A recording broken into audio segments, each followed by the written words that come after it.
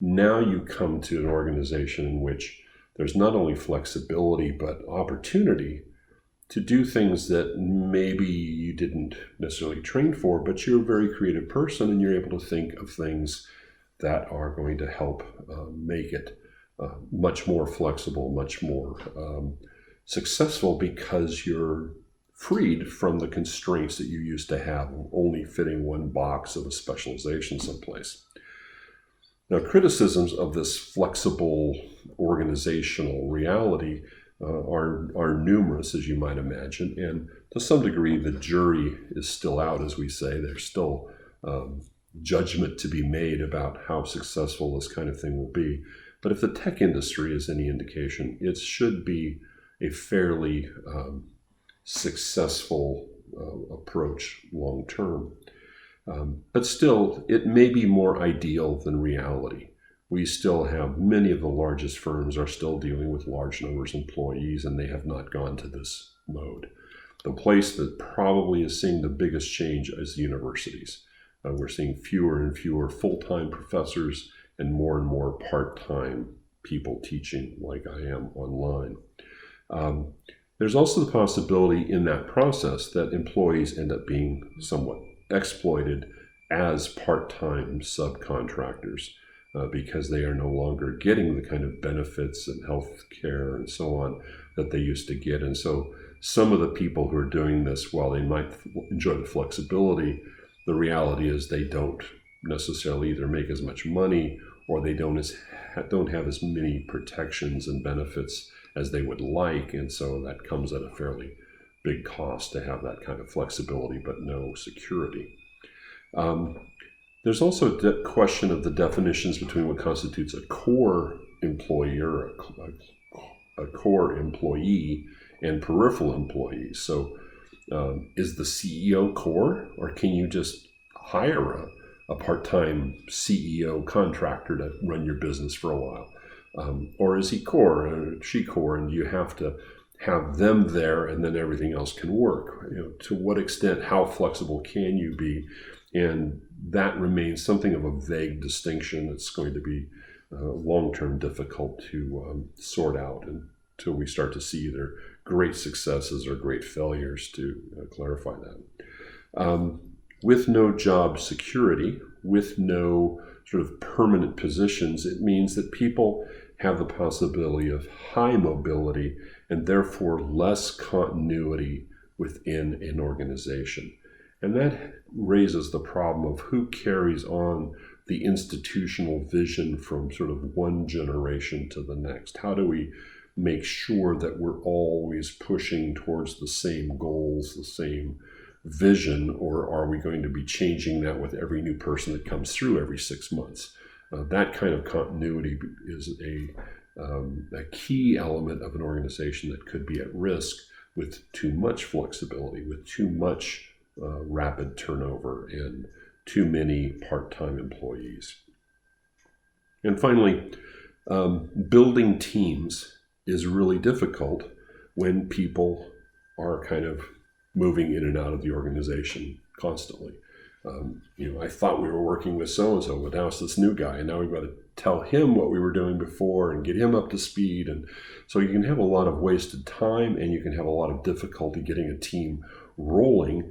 And in a time-sensitive world that's highly competitive, you may be at a disadvantage when your team is constantly turning over new people and being so flexible it doesn't really have a focus in the center. So some of the criticisms there. In a sense, what a couple of authors, including Clegg, whose little diagram I put in terms of comparison between modernism and postmodernism, if you look at that, the ideal postmodern organization would be small, would have a sort of computer, internet, technology savvy individuals. It would tend to be decentralized, not highly centralized. It would be participative. It would not be the kind of organization that is, again, top down, take orders. It would be people are contributing in their various skill sets. It would have kind of a clan approach to control. That is, we're all in this together. Let's be part of a kind of family to move this thing forward rather than one person just being the dominant leader. And this would focus around commonly shared values. That's kind of what a clan would be, is somebody that, or, group that holds together similar values.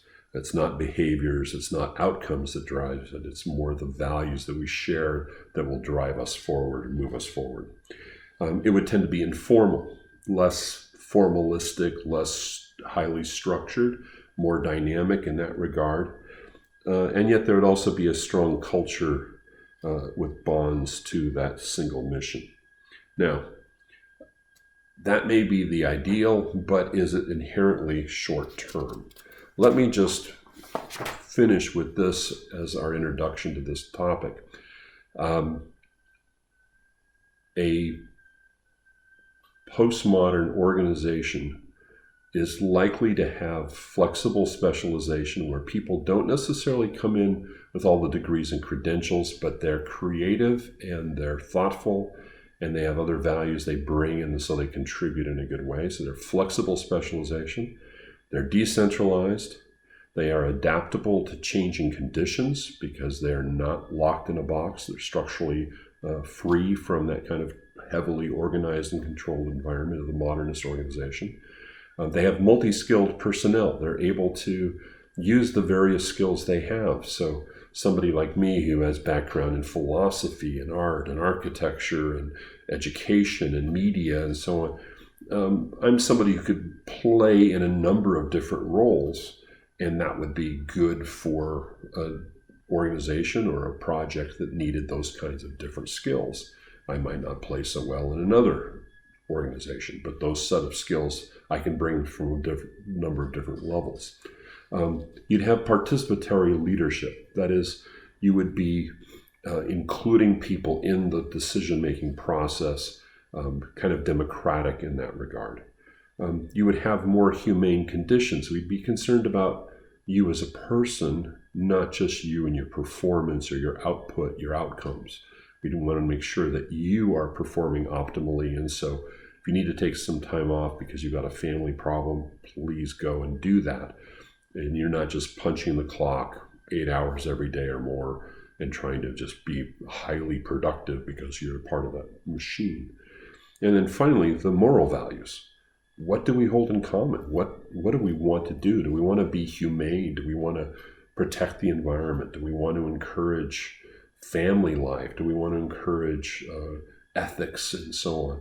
Well, those are going to be things that will be shared in a more postmodern organization than the profit-driven, production-oriented organization that's after power and control and bottom line profitability. So let me end there. We'll talk more about these matters as we have time for discussion. So thanks for paying attention.